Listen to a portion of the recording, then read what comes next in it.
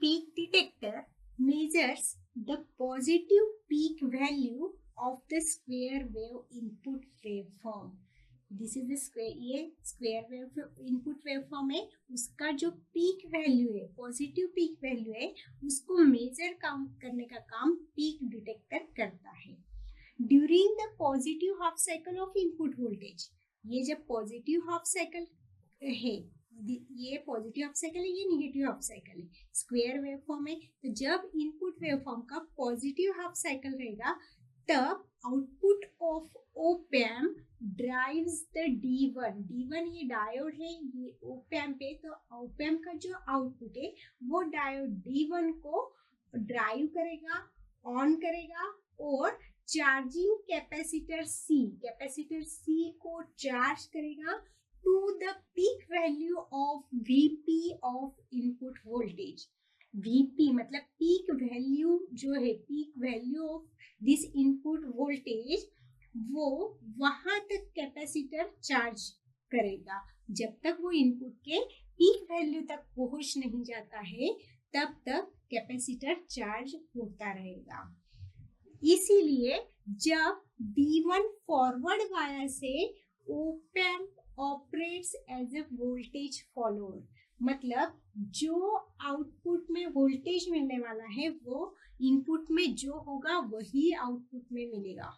मतलब op amp यहाँ पे वोल्टेज फॉलोअर का काम करेगा, मतलब इनपुट जो है उसी को आउटपुट वोल्टेज भी फॉलो करेगा. इसलिए आउटपुट में हमें जो इनपुट वेवफॉर्म है वैसे ही आउटपुट में मिलने वाला है.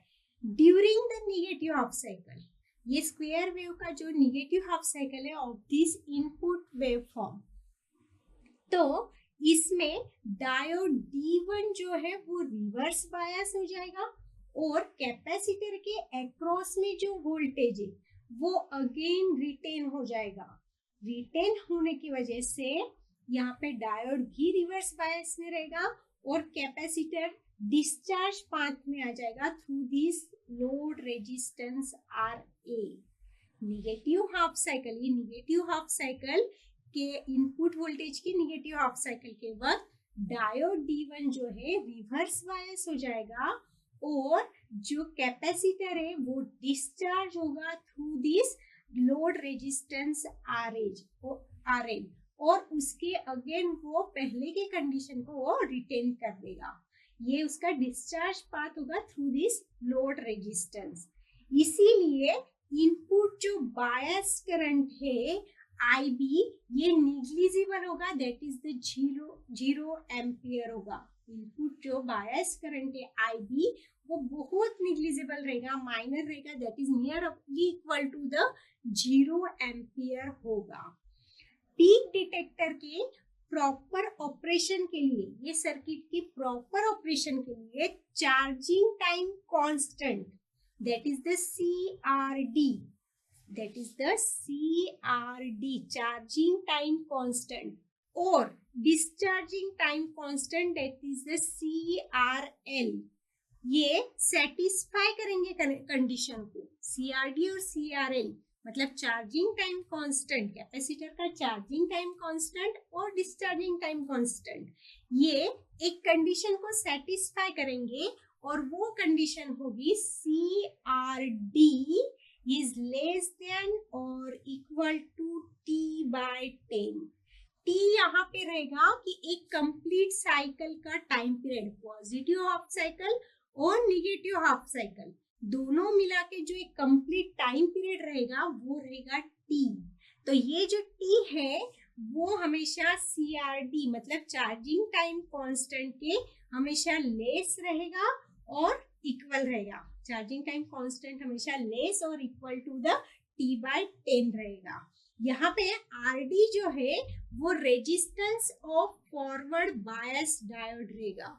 ये डायोड के अक्रॉस में जो रेजिस्टेंस है, फॉरवर्ड, जब डायोड फॉरवर्ड कंडीशन में रहेगा, फॉरवर्ड बायस रहेगा, तब उसके अक्रॉस में जो रेजिस्टेंस आएगा वो है यहाँ पे RD और उसकी वैल्यू नियर अबाउट 100 ओहम रहती है. T जो है वो टाइम पीरियड है ऑफ दिस इनपुट वेवफॉर्म का, पॉजिटिव हाफ साइकिल और निगेटिव हाफ साइकिल का. If this discharging time constant greater than और इक्वल टू, ग्रेटर देन और इक्वल टू वो 10T रहेगा, 10T रहेगा, तब लोड रेजिस्टेंस ये बहुत स्मॉल रहेगा, इसलिए वो ये इक्वेशन को सेटिस्फाई नहीं करेगा। इसमें जो लोड रेजिस्टेंस है, डिस्चार्जिंग टाइम कांस्टेंट में जो लोड रेजिस्टेंस है उसकी वैल्यू बहुत स्मॉल रहेगी, बहुत कम रहेगी, इसलिए वो इस इक्वेशन को सेटिस्फाई नहीं करेगा। इसीलिए हमें वोल्टेज फॉलोअर यूज करना पड़ेगा between this capacitor and RL. Capacitor और लोड रेजिस्टेंस के बीच में हमें एक वोल्टेज फॉलोअर यूज करना पड़ेगा।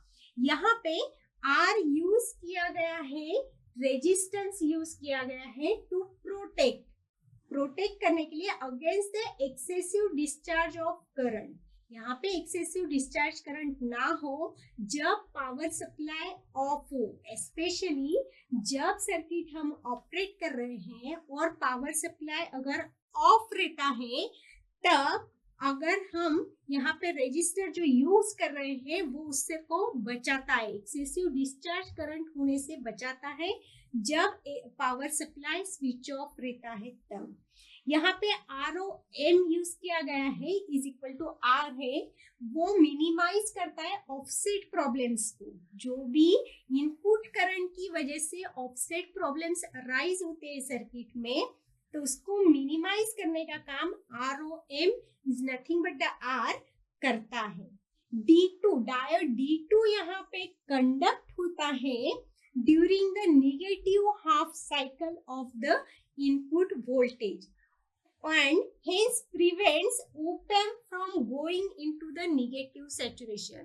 इसीलिए वो ये जो op-amp को नेगेटिव सैचुरेशन में जाने से वो बचाता है, उसको प्रिवेंट्स करता है, नेगेटिव सैचुरेशन में नहीं जाने देता है जब डायोड D2 कंडक्ट होता है नेगेटिव हाफ साइकिल के वक्त। और ये रिड्यूस करता है रिकवरी टाइम ऑफ op-amp का रिकवरी टाइम भी ये कम करता है। Negative peaks of input voltage detected by reversing of diode D1 and D2। जो नेगेटिव पीक की वैल्यू है -Vp है, तो वो डिटेक्ट होती है डायोड D1 एंड D2 को हम रिवर्स कर देते हैं तब। ये रहा पीक डिटेक्टर वोल्ट।